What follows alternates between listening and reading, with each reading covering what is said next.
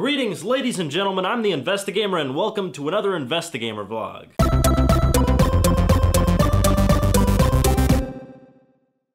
Today, I have yet another product review for you, and yes, it is the long-awaited Kent Tiny Comb. This comb, according to Amazon and the engraving on it, is saw-cut and handmade. I'm not exactly sure what the 81T engraved on it means. Maybe it's the 81st one that they made, or maybe there's 81 teeth on the comb, although I doubt it. It looks more like 20. I haven't counted it yet. But nonetheless, let's measure this sucker, because it says it's a tiny comb. Let's see just how tiny it is. It's approximately 3 inches long, and on its widest point, it's, I'd say 3/4 of an inch long. It has this tiger-like brown with streaks through it. I've seen this used in cosmetic products before, but I think it looks rather nice, with the gold engraving really giving it a nice flair. I probably wouldn't recommend this comb for legitimate cosmetic uses, you know, taming those tangles, straightening out your beard, smoothing it out, that sort of thing. For that, you probably want a longer comb with more teeth and finer teeth. But I will say this. This comb has a legitimate aesthetic appeal. When you comb this through your beard, when you sit down and you're just combing through it, it feels like you're a lumberjack. Someone who just jumped off of an icy mountaintop and wrestled a bear on the way down, grabbed the nearest axe, one taller than you are high, and just threw it at a tree, and the tree just, boom, knocked out in one swing. And after that, you went to the nearest bar and you beat up an Irishman 3 times your size, and it was just fucking chaos. So there's this game that's been making its rounds on the internet lately. You've probably heard of it. It's called Goat Simulator.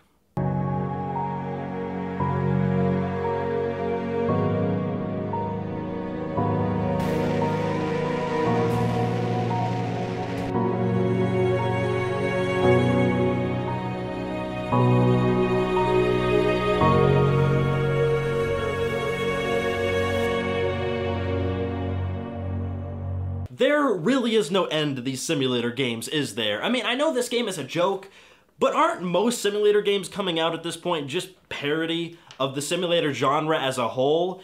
Yeah, why don't we go ahead and make paint drying simulator, basket weaving simulator, tent pitching simulator, car door opening simulator? Nintendo, of all things, has put out some juicy new screenshots today. These screens of the upcoming Mario Kart game show the franchise in glorious HD for the first time, and goddamn if it isn't shaping up to be one hell of an exclusive. I gotta get something off my chest. As tired as I am of Nintendo's overused first-party exclusives that they just keep drudging out time and time again and just won't let finally die, this Mario Kart game is managing to actually get me a little hyped. Never thought I'd say that. What game do you disagree with a lot of people about? For me, I'm gonna choose Halo 4. Now, this is not the game that I disagree with the most people on, nor is it the game that I disagree most emphatically about. There are some legitimate reasons for people to think the way they do about Halo 4, but it is probably the one that frustrates me the most. And that is because there are so many people that they don't look at the evidence about this game. They just say it's bad because it's number 4, because it's such a far along sequel.